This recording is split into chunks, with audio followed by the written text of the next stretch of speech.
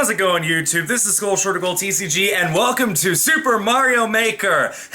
I'm kidding, there's no way I could post that, because Nintendo would just take down the video. Thanks, Nintendo. But seriously, I am going to be opening up something while I do this video.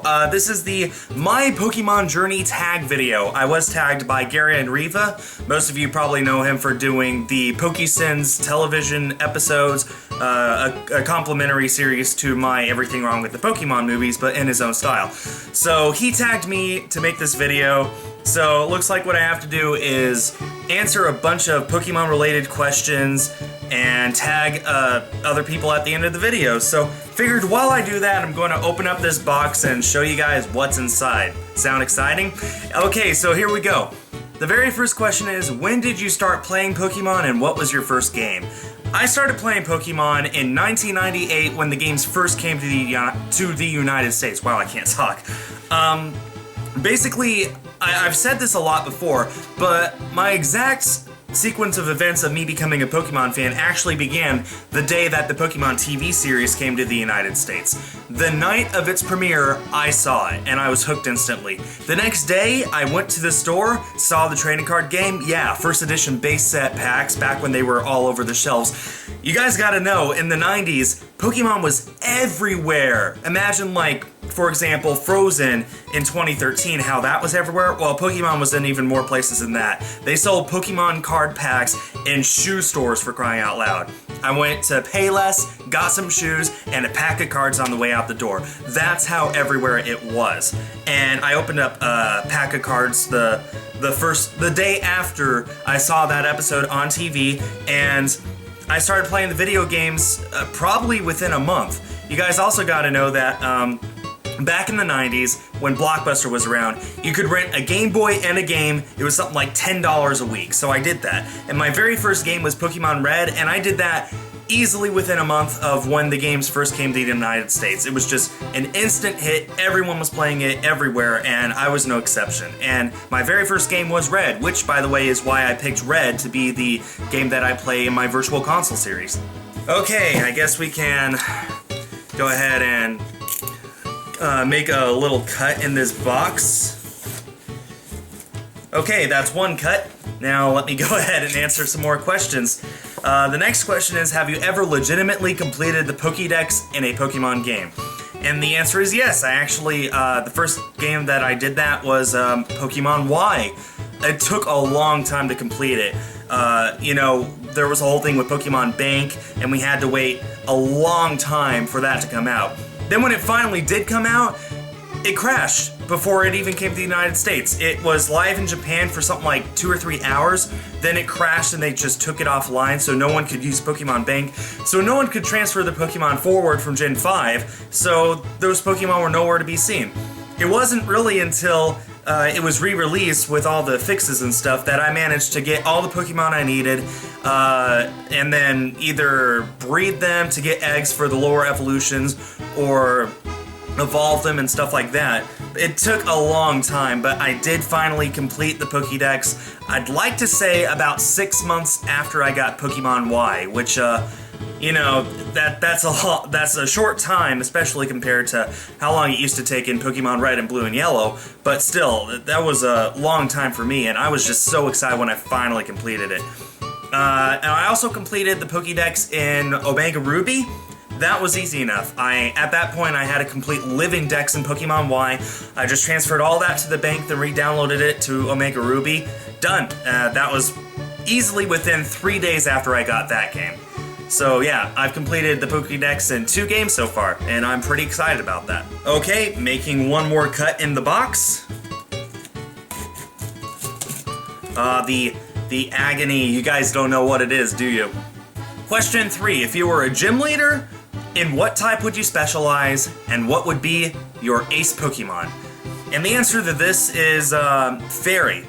I really love the Fairy type. It's by far my favorite type, even though we have, you know, Helioptile, which is a electric/normal type. I just love the Fairy typing, and I love all the Pokemon that are Fairy types, and easily my ace Pokemon would be Sylveon, which also is my favorite evolution. One more cut. Done. And now the next question is, what has kept you a fan of the franchise for all these years? This is a really hard question to answer because I really don't know. I think it really comes down to the nostalgia. I'm very fortunate in that I actually have had a pretty good life. I have very few, if any, complaints about anything that happened to me growing up.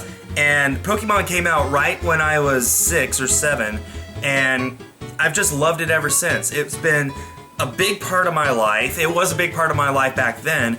I can hardly remember a time before Pokemon existing, and when Pokemon came about, it was instantly my favorite video game. I was so obsessed with it when I was 6, 7, and I've been obsessed with it ever since. And my interest has never gone down. I've just loved it so much. I love all the creatures, I love the characters, I love everything about it, seriously. I don't know what's kept me around. All I know is why I love it, and I know that the reasons I love it now are the same reasons I loved it, back in 1998 when it first came over here. And that's something that I don't think I'll ever lose interest in. Okay, gonna open up the flaps and get rid of the wrapping and go on to the next question. And that question is, if you could change one thing about the Pokemon games, what would it be? This is a good question because it's one of those things I never really think about. I just accept that the Pokemon games are what they are. I think what I would change about the Pokemon games is, I don't even know. I couldn't tell you. Really, my only complaint about the Pokemon games is that they're repetitive. It's gotten pretty easy to predict what's going to happen in the next games.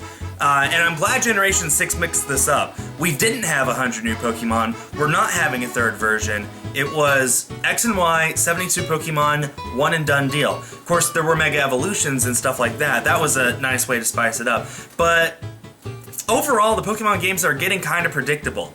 I can already predict in Sun and Moon there will be a Water, Fire, and Grass starter. I can predict that there will be a professor named after a tree, that there will be a region with 8 gym leaders, Elite Four, an evil team organization, probably wanting to take over the world.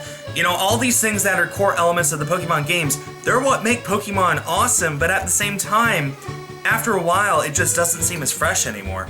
You just tear through X and Y in a day or two, and then there's nothing to do. I kind of wish that in Pokemon Sun and Moon that they expand the storyline to take place only a little bit of it before you finish the Elite Four, and then a lot of it afterwards. That's what I would love to see. I know that would be an insanely huge game, and I know that the prime objective of the Pokemon games is to defeat the Elite Four and complete the Pokédex, but how awesome would it be if you did all that within a few hours of gameplay, and then you've got an open world to explore afterwards? That would be awesome. Will it happen? Probably not, but that's probably what I would change. Make it more, give it more post-game and make it less repetitive. Okay, we still have one question left, but until we get to that question, as you can see, we got Roy. I ordered this from GameStop, obviously. It didn't come on release day, but it did come a few days after, not too late at all, and that's just absolutely awesome. One more amiibo for me to add to my collection. Go out of here, box. So, that's awesome. Very happy to add this to my collection. Maybe I'll even get another one to send off and get customized. I don't know. And then the last question is, assuming the franchise continues for that long, do you think you will still play Pokemon 20 years from now? 20 years from now, I would be 43. The year would be 2036. We would be going into Pokemon movie 39. And I would be there at the front of it, more excited than anyone else, I think. The thing is, Pokemon is based off of a video game that's 20 years old. The Legend of Zelda is 30 years old, and it's getting more and more popular as the years go by. People are more excited to play it, more people are being introduced to it in newer generations, as the older people who played it when it first came out still have a love for it. I really hope that Pokemon is the same way. It's only 20 years old. That's really, really young for a huge media franchise like Pokemon. And yet here it is, 20 years later, probably stronger than ever, and if it lives to be another 20 years old, I can't wait to see what that means, because that's just really, really exciting for me. I love Pokemon. Pokemon has become my career. I love meeting other Pokemon fans who love it just as much as I do. It's probably, it's just an amazing thing to me, and 20 years from now, I'll definitely be playing Pokemon. I guarantee it. So that does it for this video, except for one thing. I need to tag people to do this video themselves.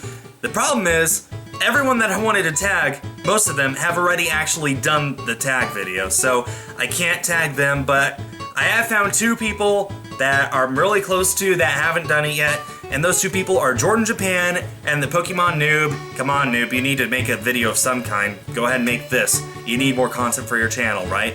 So a link to their channels will be in the description, as well as Gary Riva's channel, the guy who tagged me. And one last look at Roy.